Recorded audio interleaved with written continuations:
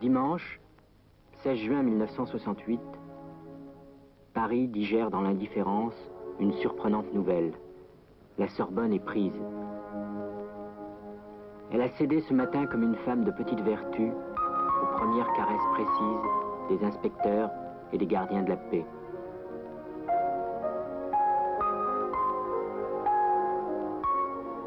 Ils l'ont prise par devant, par derrière, à l'extérieur, à l'intérieur. Désormais, l'ordre règne. Dieu que cela soulage. C'est très bien ainsi. Les murs souillés d'inscriptions obscènes seront blanchis. Dimanche, 16 juin 1968, la France respire. D'ailleurs, il pleut sur les trottoirs du carrefour comme sur les illusions de cette génération perdue, égarée. Aussi, ce triste vilain jour de juin, la Saint-Médard n'est pas loin, ne vais-je pas vous raconter les malheurs de cette jeunesse compromise? Ces histoires à dormir debout d'étudiants pourchassés comme des bêtes dans les escaliers de service, ou de vierges qu'on viole dans des appartements de hasard. Que diable, la France est meilleure. Aussi vais-je plutôt vous raconter l'histoire, ô combien exhaustive, ô combien exaltante, du brigadier Micono. Vous brûlez de le connaître enfant. Le voici à 6 mois. Superbe bébé rigolard que les voisins jalousent. Le voici à 3 ans, à 5 ans, à 13 ans. À 18 ans, il devance la pelle. À 19 ans, il se marie. C'en est une plus maligne que les autres qui a réussi ce coup-là. Mais il s'engage dans les parachutistes pour la guerre d'Indochine. Sa famille respire. Il filait un mauvais coton. Engagé, le voilà libre. Sa femme divorce. Libre pour éprouver les joies et les plaisirs de la colonie moribonde.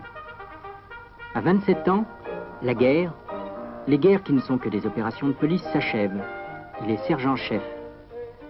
Il n'a rien de côté. Il n'a rien prévu et la vacance de ses fonctions dans une société mal structurée le pousse à retrouver un milieu organiquement sûr. Il remplira dans la police urbaine.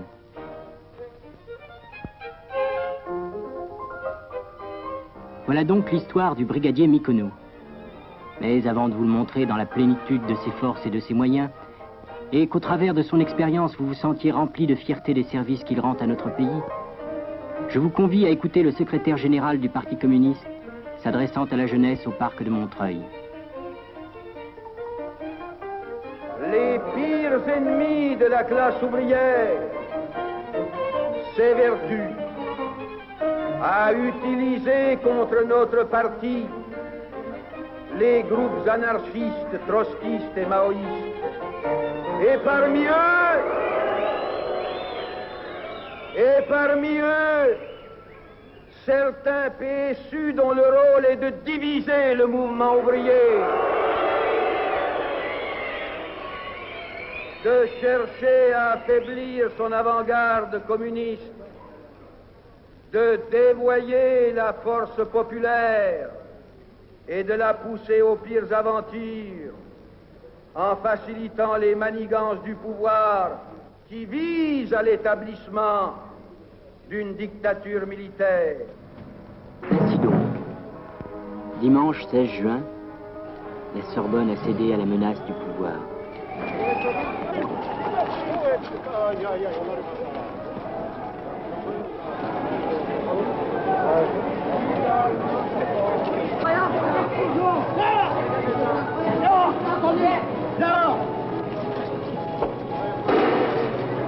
Tiens, sur les testeurs à sœur. Salaud.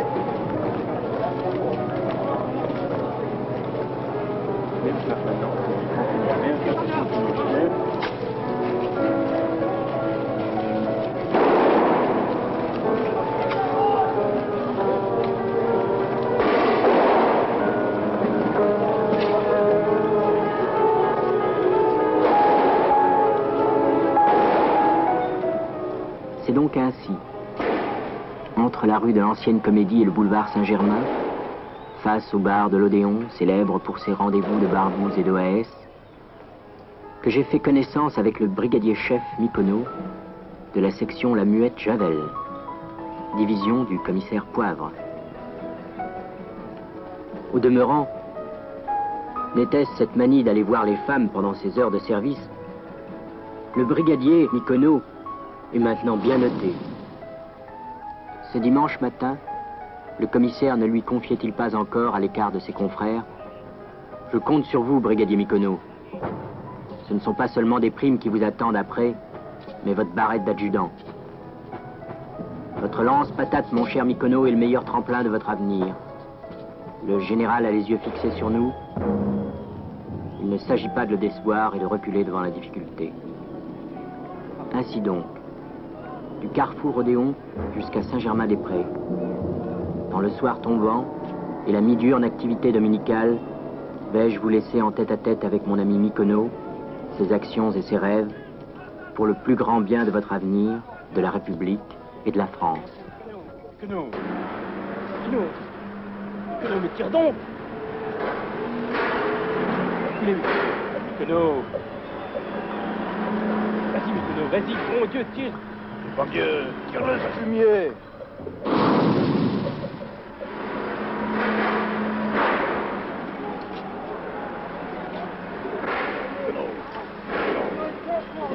Et où il est, Mikono? Mikono, mon Dieu! Mais tire donc!